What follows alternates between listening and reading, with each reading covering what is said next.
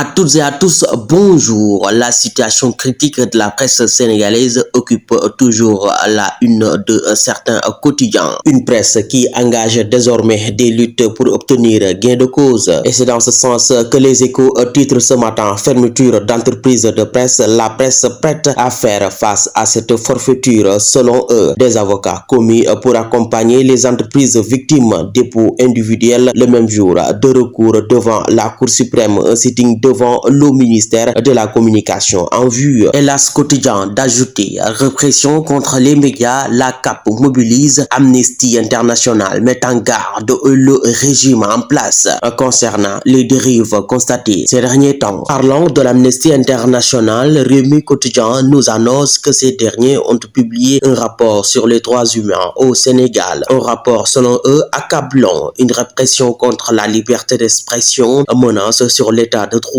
Seydi Gassama de dire on ne veut pas tomber dans les mêmes dérives que Macky Sall, ancien président du Sénégal. Et Vox Populi d'ajouter que Seydi Gassama, directeur exécutif de Amnesty Sénégal, avertit les autorités si on ne veut pas tomber dans les mêmes dérives que Macky Sall et remplir les prisons. Lorsqu'on exerce le pouvoir, on est exposé à la critique et lorsqu'on n'est pas tolérant envers la critique, on court le risque de mettre énormément de gens en prison. Seydi Gassama est ferme et clair avec le régime en place. Scandale sur scandale, le quotidien du groupe Futur Média, l'Observateur de Barré à sa une ce matin, le GIGN éclabousse à Banjul scandaleux. Deux gendarmes sénégalais dont le chef de sécurité du président Adama Barrow viré du palais gambien. Il dérobait des denrées alimentaires de State House pour les revendre au marché. Les numéros des commerçants retrouvés dans leur téléphone, rappelés puis radiés par la gendarmerie nationale. L'un d'eux a fait appel affirmant avoir agi sur ordre de son supérieur hiérarchique. La réaction du porte-parole de la gendarmerie joint par l'Observateur hier mardi. Les détails à retrouver absolument à la page 5 de ce quotidien. Ce matin avec le quotidien Libération, business autour de chèques frauduleux au trésor, la DIC frappe encore au cœur de la mafia. Le chef d'entreprise Makhtar Seye,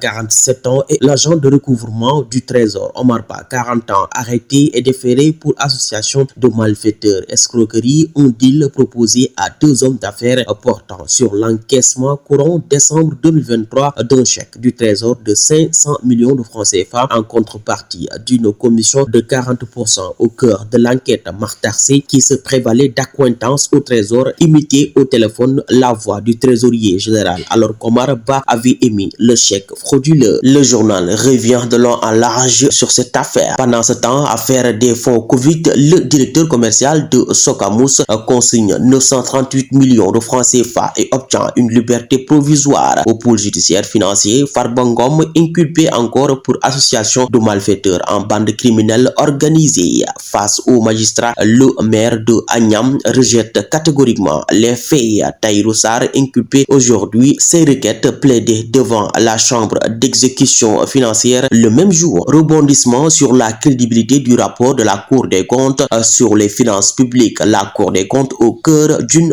nouvelle tempête. Titre point actu. Des membres éminents de la Cour des comptes auraient critiqué en interne le fameux rapport et se seraient divisés sur son bien fondé. Selon Jeune Afrique, deux versions du rapport circulent dans le pays depuis plusieurs semaines, écrit le magazine. Le magistrat Alioune Niane avait démoli la thèse de rapport non signé. Un rebondissement qui coïncide avec la volonté affichée par Guy Marius Sagna de traîner Macky Sall devant la haute cour de justice. Affaire Thierno Alassane Sall, le différend entre Power Espagne et Power Sénégal. Jean-Michel Sen, le directeur général de Laser, dit tout dans un entretien accordé à Walf Quotidien. Ce dernier annonce que l'État est dans l'action et non dans le bavardage. Un face-à-face avec nos confrères de Walf Quotidien qui consacrent leurs pages 6 et 7 aux déchets de Laser. Du sport avec le journal des sportifs Record, Ligue des Champions, Paris Saint-Germain s'adjuge la première manche contre Arsenal pour le compte des demi-finales aller de la Ligue des Champions. Ligue des Champions, toujours demi-finale aller à 19h contre un Barça en feu. Inter